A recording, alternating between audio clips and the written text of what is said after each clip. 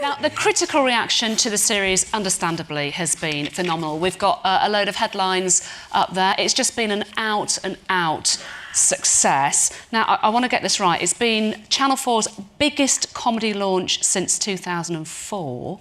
It's amazing. And the biggest series ever in Northern Ireland, ever.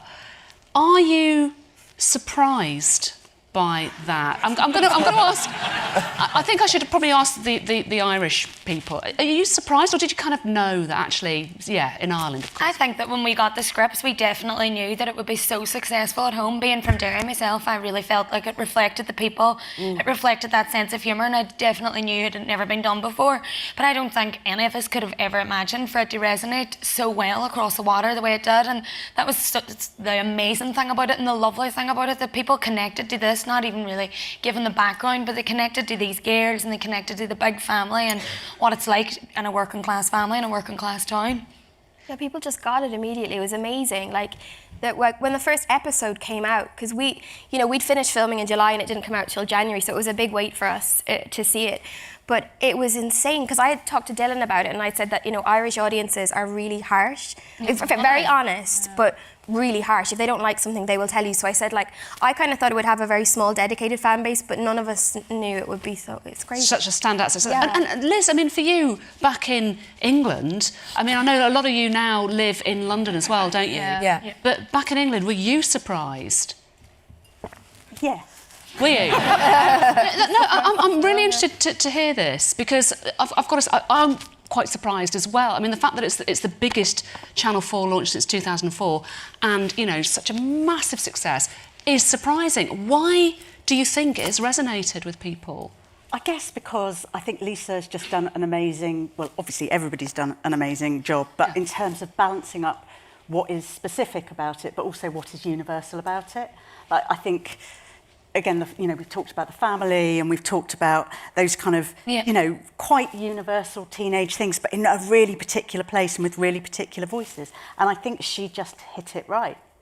So, do you think it's partly about timing then? Because we're sort of coming back to what we were saying earlier on about the fact that London Irish didn't work so well, and yet this really is. I think... We do love London Irish, by the way. Yeah, no, of course. No, I mean, and London Irish was a great... This makes it sound...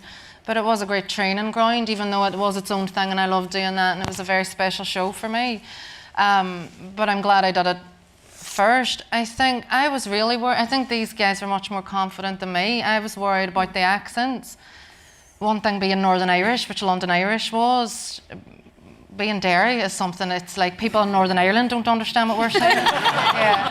Then, to be honest, I was worried about the 4 female leads. I was worried that people wouldn't want to watch that and wouldn't be interested in young women. So I thought the same as Nickel, we'd have a small, dedicated fan base. But I was pleasantly surprised that people just went, we like these characters, and I think people were ready for a group of young women that were bold and were not, that were making the mistakes and were doing the bad things and were the horrible people. Because I don't always want the women I watch to be strong and perfect, and they always, interesting women on TV sometimes always have to have the great job, and sometimes they're just as stupid as the men, and that's enjoyable. I think what you did really well as well is that you didn't make a show about teen girls that are just boy obsessed, and it's not all the...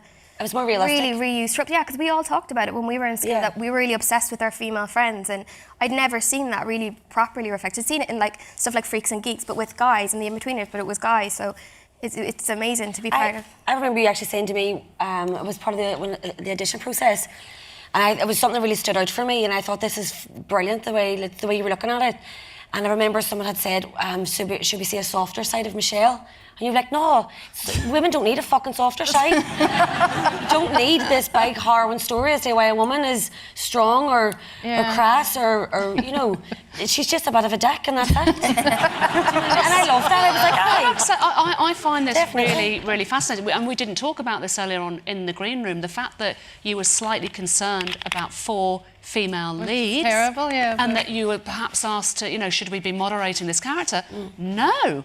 So, you know, absolutely, partly this is about timing, isn't it? Yeah. And the fact that it is time to see strong women, funny women, stupid women, Yeah. you know, Also, women yeah, swearing. not looking glamorous and not like when we watched the first screening, we were like the double chins. Oh my god! But then actually, I kind of grew to love them because I thought, you know, we're not acting like, oh my god, I'm Claire. Like, we're not trying to be pretty or elegant or anything like that. And like Mike was so great with not like holding us back. So we kind of were pushing it to be weirder and weirder. And we used to sit back going, we're doing too much, too much faces and too much. But that's honest at the same time, is, because totally. that's what you're like when you're a teenager. You don't have that self-awareness, and that was definitely one of my favourite things about all the characters. They're not yet women. They're still children, and that comes in their physicality. That comes in how dramatic their reactions are, talking over each other, and that's the whole package of this madness together. And it's real life as well. That's what girls are, it's what women are. Yeah. And it's nice for a woman to write this and be realistic and not be about boys and it's other things like that, you know what I mean? It is realistic. What has the fan reaction been? Because you've been really kind of like, inundated, haven't you? Yeah. So I think we've got some, we've got some social media and the memes up on here. Sexy priest. Brilliant, absolutely brilliant. So just tell us a little bit then. So Nicola, you've got some good stories, haven't you? Oh God, yeah, we've had such mad stuff sent to us. Saoirse and I get a lot of letters from middle-aged men, which is sort of unsettling. Because I think you see me looking like that and you're okay, that's interesting. There's so, like, the minute the show came out, literally an hour later there were memes. Yeah. We have a group chat and we were sending it to one another going, how do people... Because we were filming and Jamie Lee said, I wonder if slaunching motherfuckers will become like a catchphrase, and we were like, yeah, right. And it's just, it's so intense, yeah. But yeah, we get sent stuff all the time. We get sent presents, and I got a T-shirt with "I'm not being an individual" on my own sent to me, which is great. Yeah, I love it. Fantastic. But people are so kind. Like, people are so generous with us, and they're so supportive. The only thing is, though, sometimes is because my character's quite mad, and they assume that that's what I'm like.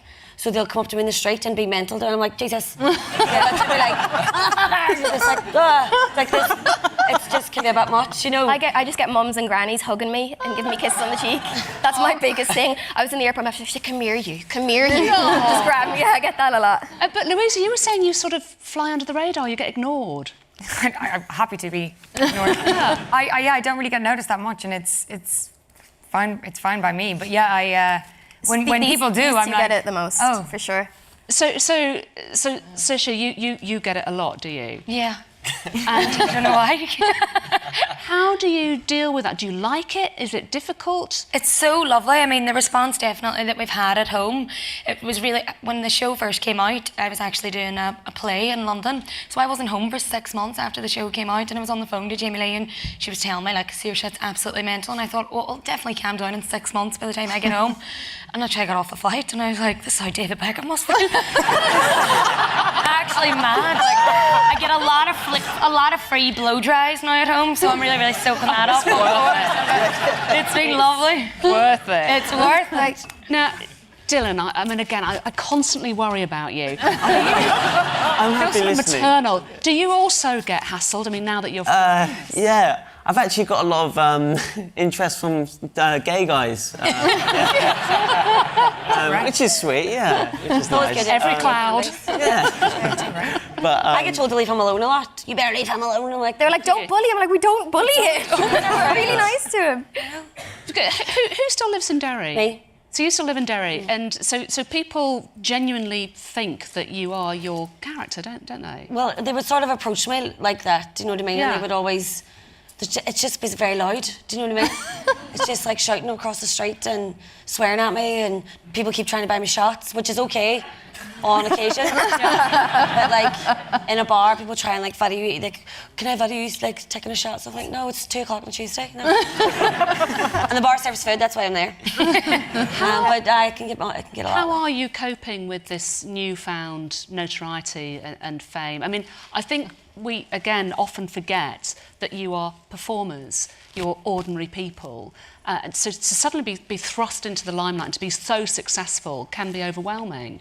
So are you managing with it? It's quite mad. Like, I think now if, like, I forget if I tweet, like, I had like 800 followers on Twitter before the show came out, and I have like 20,000 now. So that, like, I forget now sometimes if I tweet something stupid that a lot of people will see it. My agent, like, emails me, she's like, I see someone's been tweeting again. I'm like, really sorry.